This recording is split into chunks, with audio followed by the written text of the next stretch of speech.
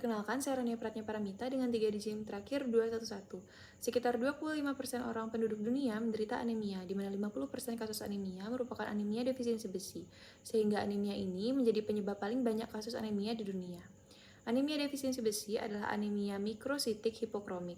Kelompok populasi berisiko yang paling tinggi terkena anemia ini antara lain wanita yang sedang menstruasi, wanita yang sedang hamil atau menyusui, atau mereka yang baru saja melahirkan, pasien yang telah menjalani operasi besar, serta pola makan yang kurang mengonsumsi makanan yang kaya zat besi. Anemia defisiensi besi yang tidak diobati dapat meningkatkan risiko terkena komplikasi yang jauh lebih besar. Anemia ini terjadi ketika kebutuhan zat besi dalam tubuh melebihi pasokannya. Ada 2 penyebab utama, yaitu berkurangnya simpanan zat besi dan gangguan metabolik atau fungsional. Selain itu, respon inflamasi tubuh sebagai respon terhadap infeksi juga dapat menyebabkan bentuk anemia defisiensi besi akut. Waktu terjadinya anemia bergantung pada penyebab. Perkembangan anemia secara umum dibagi dalam 3 tahap. Oleh karena itu, dalam penulisan student project ini, penulis akan membahas lebih lengkap terkait pathophysiology of iron deficiency anemia. Berikut merupakan rumusan masalah, tujuan kajian, dan manfaat kajian. Baik, selanjutnya saya akan menjelaskan asupan zat besi yang tidak mencukupi. Defisiensi zat besi akibat dari adanya gangguan transportasi zat besi ke sumsum tulang akan berkembang secara bertahap, yang mana pada tahap pertama yaitu kebutuhan zat besi akan melebihi asupan yang menyebabkan penipisan simpanan zat besi pada sumsum tulang secara progresif. Oleh karena itu, jika simpanan zat besi menurun, maka penyerapan zat besi dari makanan akan meningkat. Nah, beberapa kondisi yang dapat menyebabkan gangguan transportasi zat besi ke sumsum tulang yaitu 1. Proses autoimun. Pada proses autoimun dapat menyebabkan gangguan transportasi zat besi dan dyseritropoiesis. Hal ini dapat disebabkan oleh proses autoimun yang dimediasi oleh IgM. Yang kedua itu myelodysplastic syndrome, yang mana pemeriksaan sumsum tulang pada myelodysplastic syndrome akan menunjukkan adanya penurunan terhadap aktivitas seperti eritroid, kemudian perubahan megaloblastoid, dan displastik, serta adanya peningkatan jumlah sideroblas yang bercincin. Baik, saya izin menambahkan, sebelumnya perkenalkan nama saya Gede Suputra dengan 3 digit terakhir 209. Yang berikutnya ada iron transport deficiency anemia. Kondisi langka yang terjadi saat zat besi tidak bisa berpindah dari tempat penyimpanan ke prekursor eritropoietik. Salah satunya adalah iron refractory iron deficiency anemia atau IRIDA, yang disebabkan oleh mutasi gremlin pada gen TMPRSS6 yang mengkode protein transmember yang mengatur produksi hepcidin, protein yang terlibat dalam penyerapan zat besi. Yang berikutnya ada cytokine mediated blockage. Terjadi gangguan pemanfaatan zat besi tanpa adanya defisiensi absolut atau kelebihan zat besi. Kemungkinan kecacatan yang terjadi adalah penyumbatan yang dimediasi sitokin dalam transport zat besi dari tempat penyimpanan ke prekursor eritroid di sumsum tulang. Mungkin sekian dari saya lanjutkan ke teman saya. Terima kasih.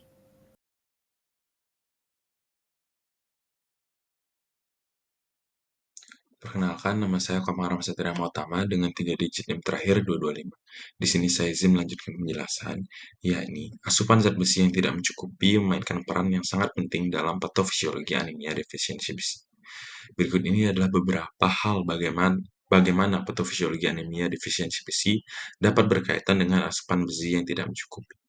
Yang pertama, asupan zat besi yang tidak memadai. Yang kedua, penyerapan zat besi yang terbatas. Yang ketiga, adanya depletensi zat besi. Yang keempat, kurangnya produksi hemoglobin. Yang kelima, mulai munculnya berbagai gejala-gejala anemia. Dan yang terakhir, pemulihan dengan asupan yang adekuat.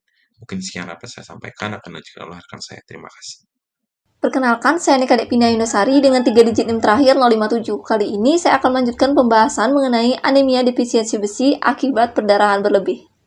Nah, penurunan cadangan zat besi dalam tubuh selain diakibatkan oleh asupan besi yang tidak mencukupi, dapat pula diakibatkan oleh adanya perdarahan yang berlebih bahkan kronis. Perdarahan tersebut dapat terjadi akibat gangguan pada gastrointestinal, saluran urinaria, saluran napas, dan perdarahan berlebih pada wanita khususnya pada saluran genitalia dengan terjadinya menorhagia yang sebagian besar menjadi penyebab anemia pada wanita. Adanya beberapa kondisi pendarahan tersebut nantinya akan mempengaruhi status proporsi besi dalam tubuh apabila kadar zat besi dalam tubuh tidak mampu menggantikan kadar zat besi yang hilang. Timbulnya anemia akibat faktor menstruasi juga nantinya akan dipengaruhi oleh 3 hal, di antaranya siklus menstruasi, lama rentang menstruasi, dan banyaknya pengeluaran darah. Dalam hal ini, banyaknya pengumpulan darah menjadi penyebab terbanyak kasus anemia defisiensi besi, dibandingkan akibat gangguan pada siklus maupun lama rentang menstruasi. Hal ini dikarenakan anemia defisiensi besi terjadi apabila banyaknya pengumpulan darah disertai dengan kondisi tubuh yang tidak memiliki cadangan zat besi dan absorpsi zat besi tidak mencukupi untuk menggantikan banyaknya kadar zat besi yang hilang. Selain diakibatkan oleh perdarahan berlebih saat menstruasi, adapun faktor lain yang berkontribusi meningkatkan risiko terjadinya anemia defisiensi besi, ialah kurangnya asupan suplemen zat besi selama periode haid, asupan protein yang kurang mencukupi kebutuhan zat besi yang meningkat, serta pola kebiasaan konsumsi inhibitor zat besi, contohnya seperti kopi dan juga teh. Baik, mungkin sekian yang dapat saya sampaikan, akan dilanjutkan oleh teman saya. Baik, saya akan melanjutkan. Sebelum perkenalkan, saya Kijah Kalista dengan NIM A127. Selanjutnya mengenai gangguan penggunaan zat besi di sumsum tulang.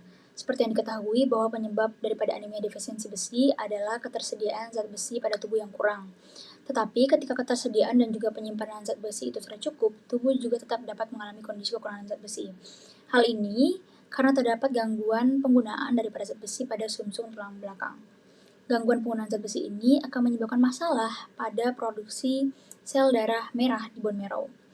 Zat besi dapat diperoleh dari makanan dan darah ulang. Zat besi akan dikirim oleh sirkulasi plasma menuju sumsum tulang belakang. Pada saat inilah, zat besi akan digunakan untuk membentuk sel darah merah yang matur.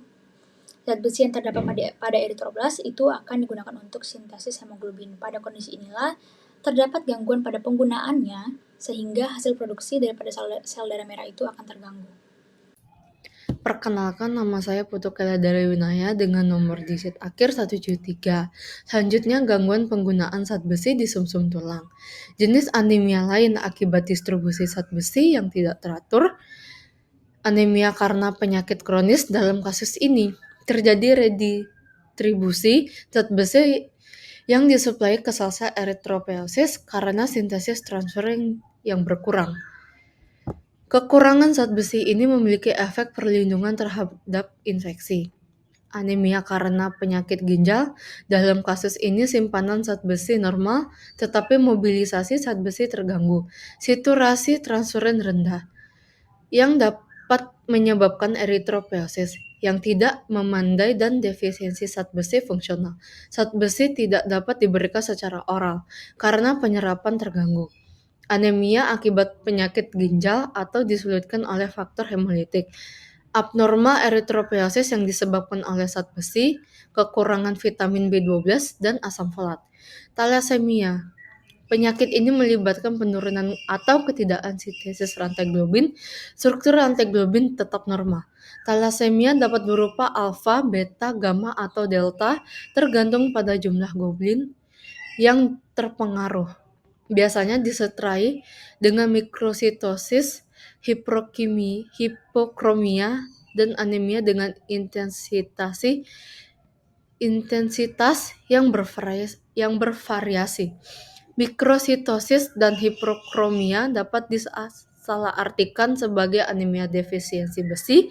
Thalassemia minor alfa dan thalassemia minor beta adalah yang paling umum. Perlu diperhatikan bahwa anak-anak dengan thalassemia juga dapat membutuhkan anemia defisiensi zat besi. Oleh karena itu, mereka mungkin membutuhkan jenis pengobatan zat besi yang bisa diminum. Semakin dikit rantai globin sintesis globin lainnya meningkat. Hb, A2, Hbf. Baik, perkenalkan, nama saya Amelia Pramesti Dewi dengan 3 digit NIM terakhir 195. Di sini saya akan menjelaskan bagaimana peranan respon inflamasi pada saat terjadinya iron defisiensi anemia, di mana zat besi memiliki peran sangat penting dalam berbagai macam proses fisiologis tubuh. Metabolisme besi sendiri diatur secara ketat untuk menghindari kerusakan sel yang berhubungan dengan kelebihan zat besi dan anemia yang berhubungan dengan kekurangan zat besi. Sebagai respon terhadap sinyal inflamasi, makrofag akan menurunkan regulasi TFR sehingga membatasi penyerapan zat besi. Besi secara aktif dikeluarkan oleh fagosom melalui NRAP1 yang merupakan suatu aktivitas yang distimulasi oleh interferon gamma, TNF-alpha, dan juga interleukin 1. Pada kondisi inflamasi sendiri, produksi dan pelepasan hepsidin diinduksi oleh sirkulasi sitokin proinflamasi, terutama interleukin 6. Hal ini menghasilkan peningkatan internalisasi dan juga degradasi ferroportin dan retensi besi seluler selanjutnya. Hal ini pada akhirnya menyebabkan penurunan kadar zat besi yang bersirkulasi yang dapat mengakibatkan ketersediaan zat besi tidak mencukupi untuk memenuhi kebutuhan tubuh. Mungkin sekian dapat saya sampaikan. Terima kasih. Baik, sebelumnya perkenalkan nama saya Muhammad Yanur Irza dengan 3 digit yang mahir 96. Di sini saya akan menjelaskan terkait respon inflamasi juga. Jadi, respon inflamasi ini memiliki beberapa peran dalam anemia defisiensi besi. Antara lain yang pertama yakni terkait peningkatan penyerapan besi. Ketika tubuh mendeteksi kekurangan besi, sistem imun dapat merespons dengan peningkatan penyerapan besi dari usus. Lalu yang kedua yakni ada mobilisasi cadangan besi, yang dimana tubuh memiliki cadangan besi dalam bentuk ferritin yang disimpan di hati dan jaringan lainnya. Dan yang terakhir yakni respon inflamasi berpengaruh kepada produksi sel darah merah. Inflamasi dapat mempengaruhi produksi sel darah merah di sumsum tulang. Ini dapat menyebabkan penurunan produksi sel darah merah dan mengganggu siklus produksi darah normal. Jadi meskipun respon inflamasi ini dapat membantu tubuh untuk mengatasi anemia defisiensi besi dalam beberapa cara, peradangan yang berkepanjangan atau kronis juga dapat menjadi masalah. Baik, sekian dari saya. Akan dilanjutkan oleh rekan saya. Terima kasih. Baik, sebelumnya perkenalkan nama saya Muhammad Soeb Lukman dengan izin NIM akhir 227. Di sini saya akan menjelaskan mengenai prognosis iron defisiensi anemia. Mulai dari definisi anemia defisiensi besi itu sendiri adalah anemia dengan kekurangan besi yang digunakan untuk sintesis hemoglobin atau Hb. Gejala-gejalanya itu ada keluhan otot, denyut nadi yang cepat, lalu jantung berdebar, dan gejala kulit yang pucat. Faktor-faktor yang menyebabkan iron deficiency anemia itu ada pun yang pertama dikarenakan infeksi, lalu yang kedua itu perdarahan kronis pada saluran pencernaan, lalu pola makan dengan zat besi yang rendah. Untuk terapi di sini disarankan mengobati penyakit yang mendasari serta suplementasi besi secara oral maupun parenteral.